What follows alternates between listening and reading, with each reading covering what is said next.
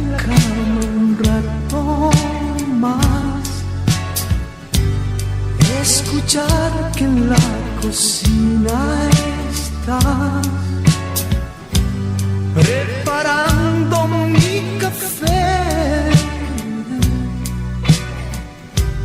que tú creas que yo duermo aún y estrecharte contra mí.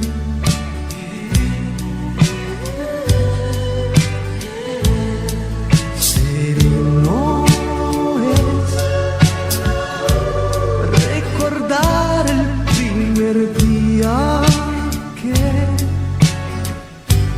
me atrapaste con tu corazón.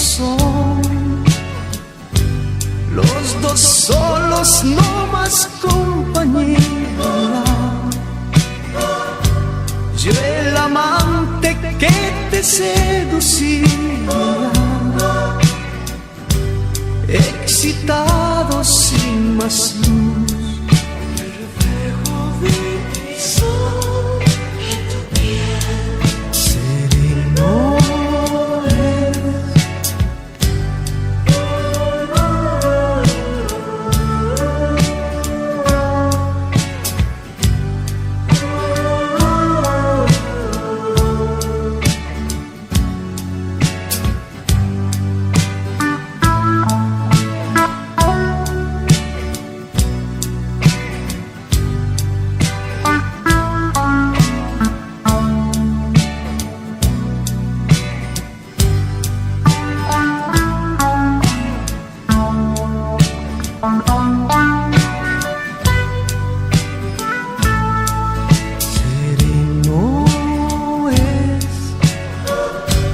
es sentirme que corriendo voy,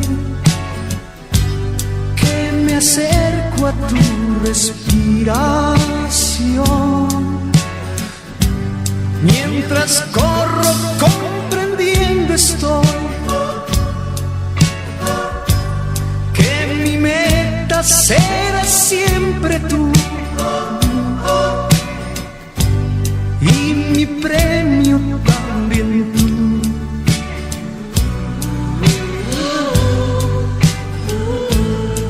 Sereno